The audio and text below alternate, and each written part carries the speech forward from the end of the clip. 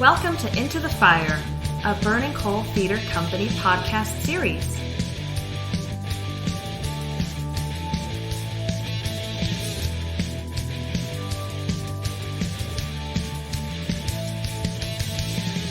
Hi, this is Jerome Davis. I'm the artistic director of Burning Coal Theater Company in Raleigh, North Carolina, and I'd like to welcome everyone to Into the Fire, the Burning Coal Theater Company podcast series on all things theatrical.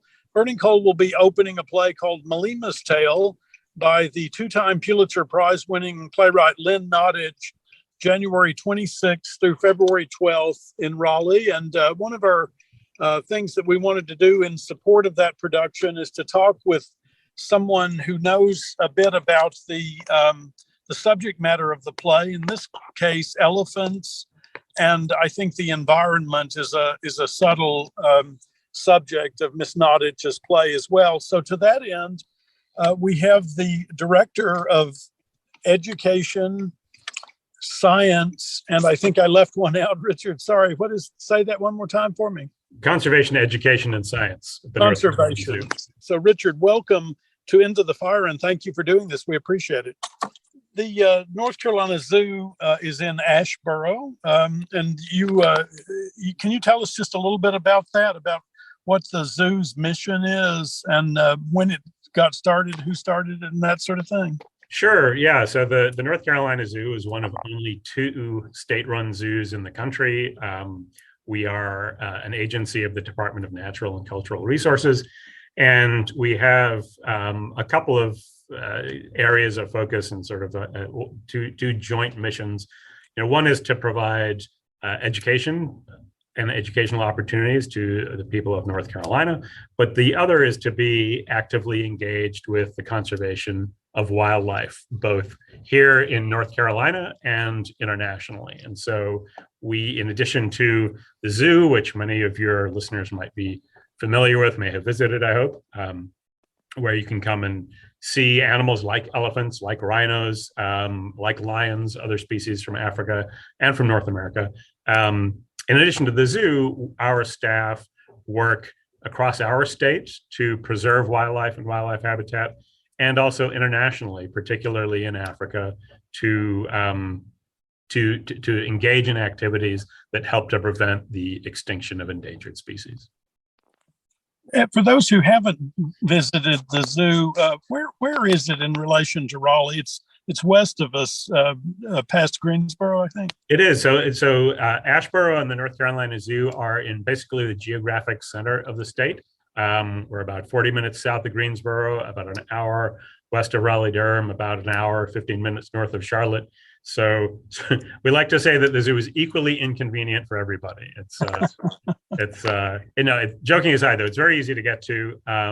And part of the reason why it was sited where it was when it was being designed or conceived of in the early 70s was because that was where there was a lot of land available. And one of the great things about the North Carolina Zoo, in addition to the conservation stuff that we do around the world, is we are, in terms of land area, the largest zoo in the U.S. We have over 2,000 acres of both developed animal habitats that people can come and visit, and then also just wild lands, so wildlife habitat, hiking trails, and so on, that people can also come and enjoy. So we have a network of hiking trails, in addition to the trails of the zoo, that get you out in the wilderness of central North Carolina and allow you to see North Carolina's wildlife.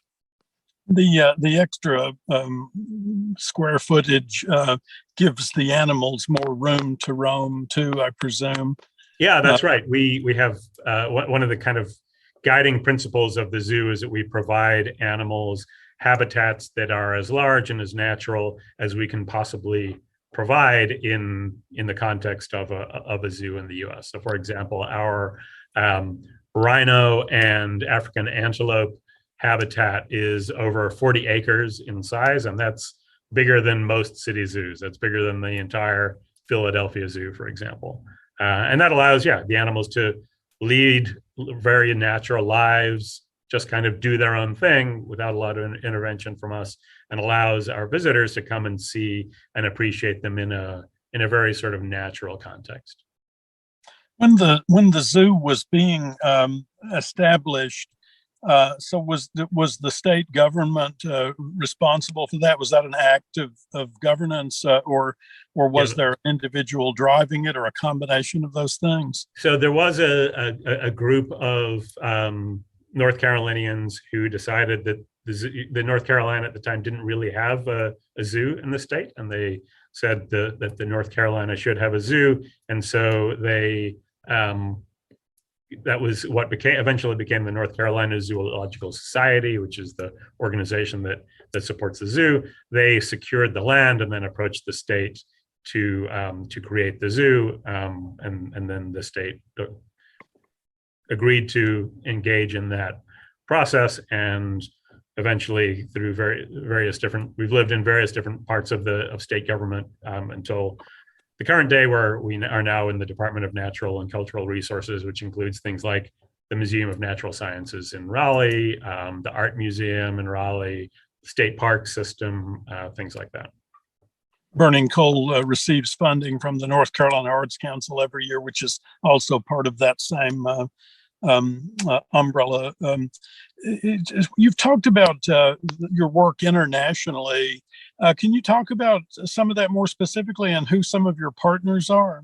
Sure. Yeah. So my background, I am by training a gorilla biologist. I did my PhD studying gorillas in West Africa, and along with many of the other staff here, work in different countries in Africa, basically applying different scientific techniques to help make wildlife conservation work better in different African countries. So, for example, one of our flagship projects involves the creation we helped to create a software platform that allows people working in national parks and other protected areas in Africa and around the world to record, analyze, and act on data collected by rangers when they're out on patrol in order to make anti-poaching efforts more successful, more effective. As the play MLIMA'S TALE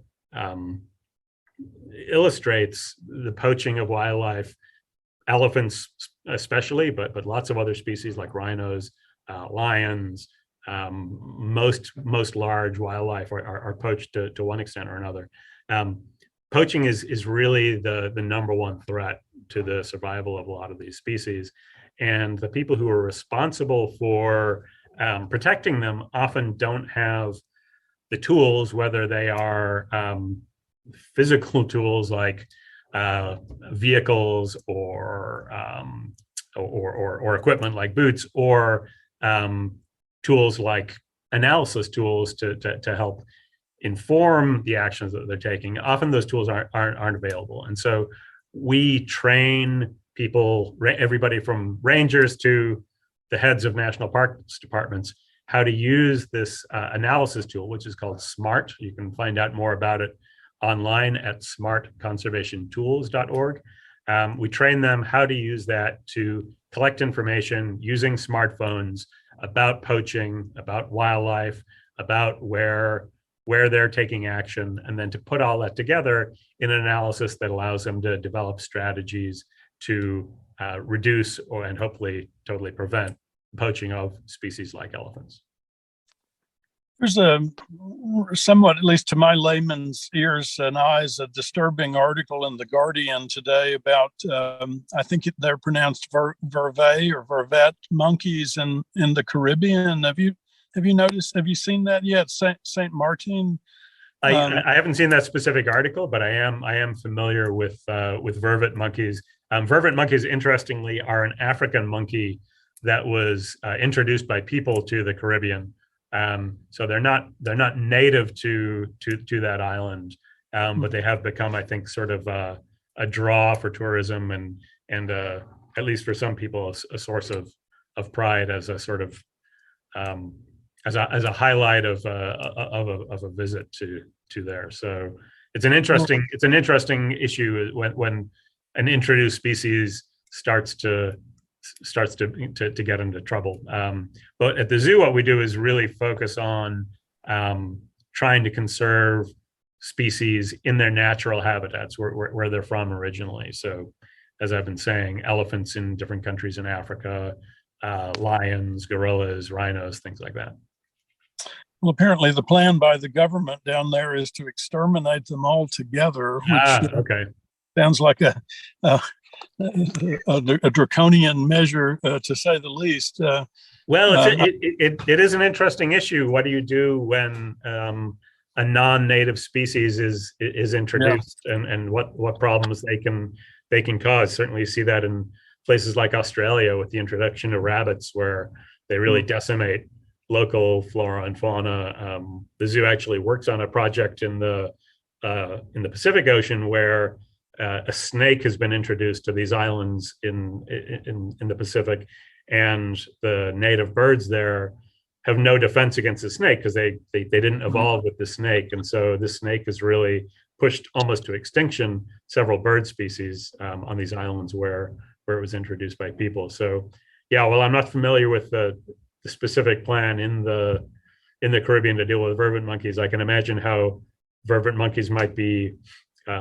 They can be having experienced them firsthand. They can be a somewhat mischievous, let's say, monkey, getting into people's houses, eating people's crops.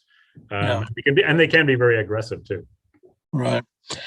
So for switching gears just a little bit, for somebody listening to this and thinking, wow, that's what I want to do with my life. Tell us just a little bit about how you came to this field. Who were your heroes? And if you have any advice on a young person who might want to pursue a similar path.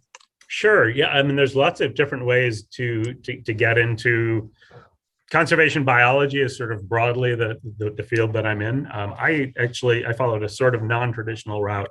I started my career as a zookeeper at a zoo in Chicago.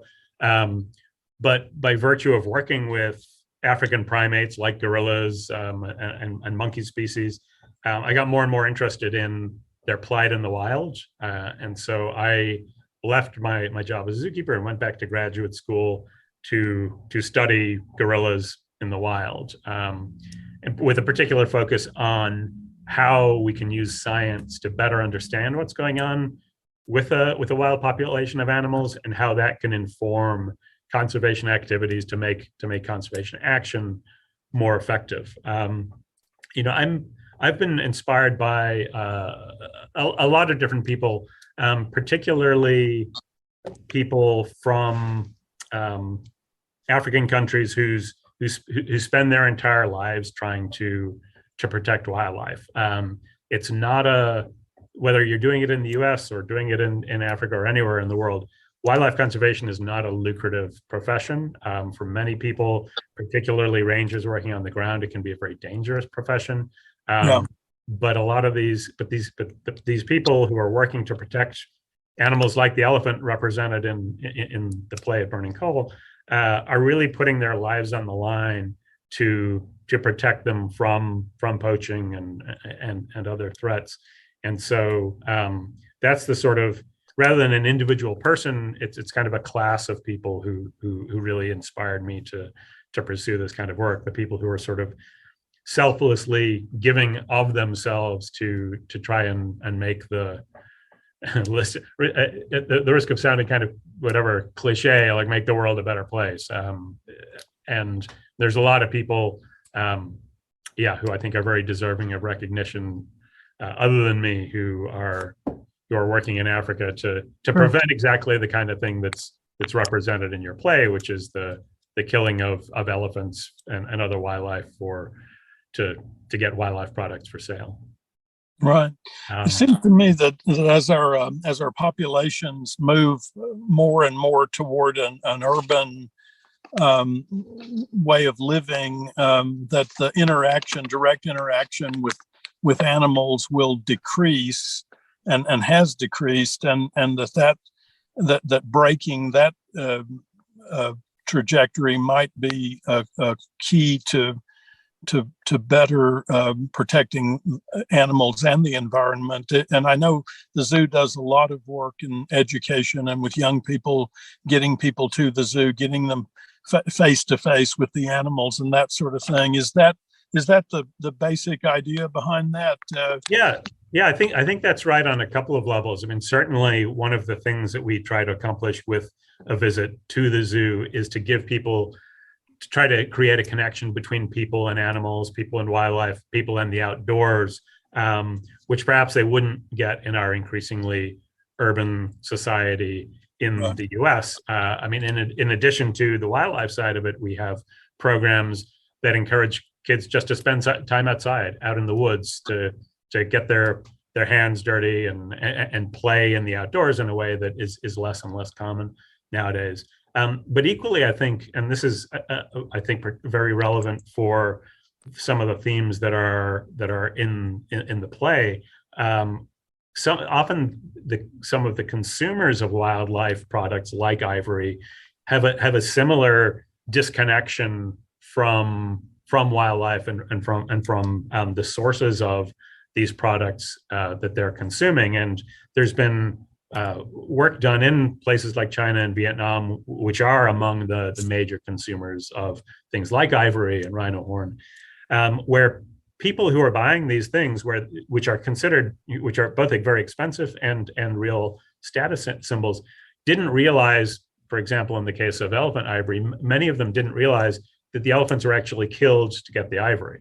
Right. They just assumed that it was harvested sustainably, or that it grew back, or that it was picked up off the ground, that it fell off the elephants and somebody collected it. Yeah.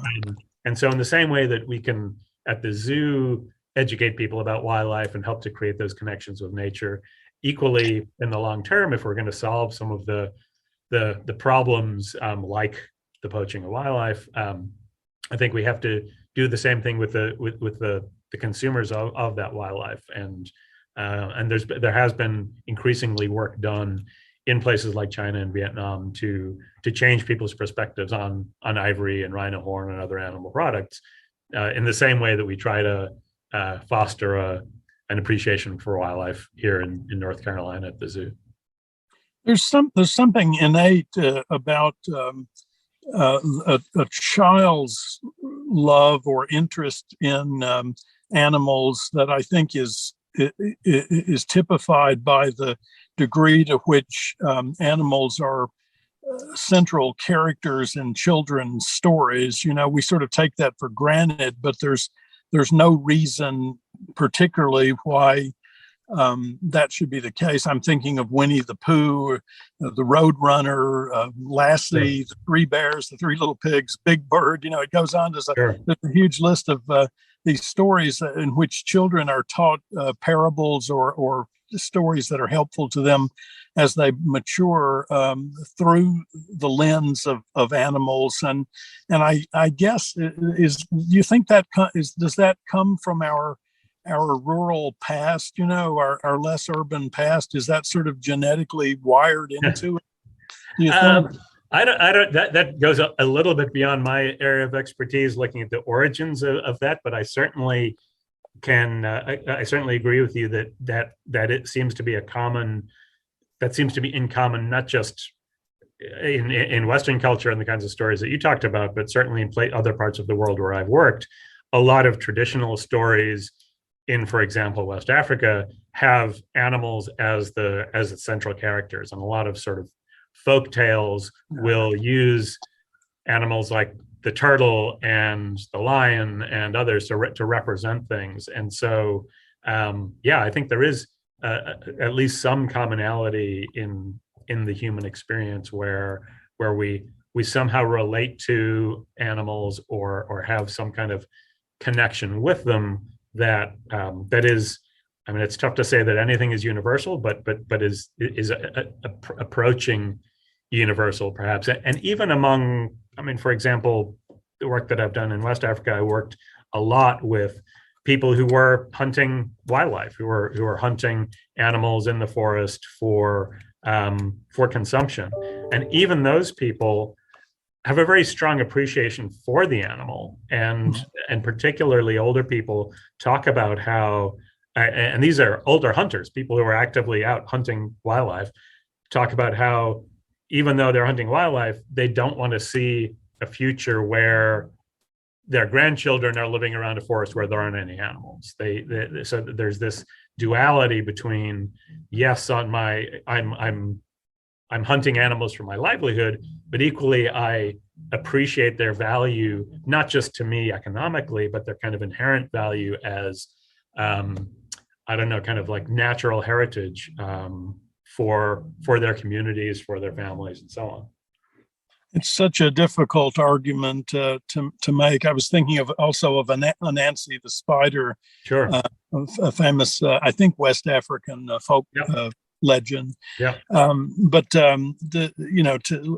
we see it in the arts too. It's where your work and mine intersect. I think is that idea of convincing people, of intrinsic value, when the conflicting value is putting food on the table that night, or, Right. or paying the electric bill, or sending your child to college or something like that. But in many cases, certainly in the case of the ivory trade, it's really, the end result of that trajectory is somebody wanting to look nice, while they wear a tusk or something like that, which is not the same thing as being hungry or being Right. unclothed or something like that. So, Richard, is there anything else you'd like to say before we wrap up today about your work or the work of the museum? I keep saying that, of the zoo. That's all right. Or anything about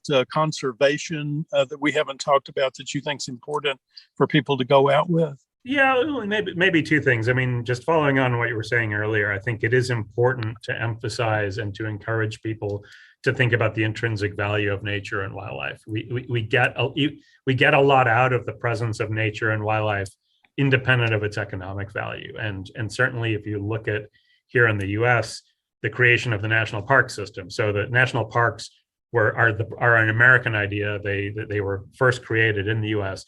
and they were created specifically to protect nature for its own sake, not because it was going to make money, not because somebody would be able to go hunting there, but because we collectively believe that the preservation of these natural wonders, the places and the wildlife, has its own value. And I think we have Teddy Roosevelt to thank for that. Yeah, exactly. Who was a barbaric hunter, but also did this thing, which is one of the great dichotomies of. Yeah, people are complicated creatures. So yeah, I would certainly advocate for, not just here, but around the world, the idea that that while we should look for ways that national parks or other wild places around the world can help to generate money and be economic engines of development for the communities that live in and around them, we should also be promoting them for their own intrinsic value. And then secondly,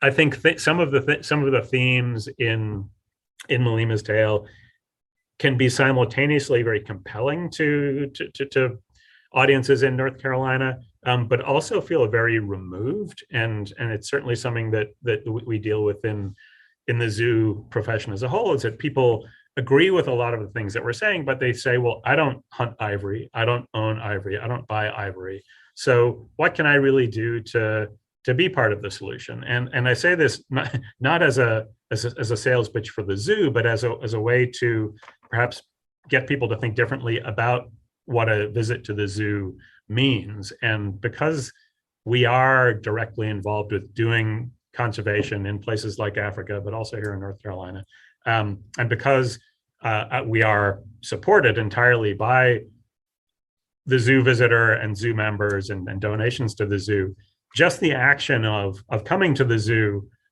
having a good time with your family, seeing the animals, hopefully learning something while you're here, is actually directly contributing to the conservation of species like elephants. And while most of your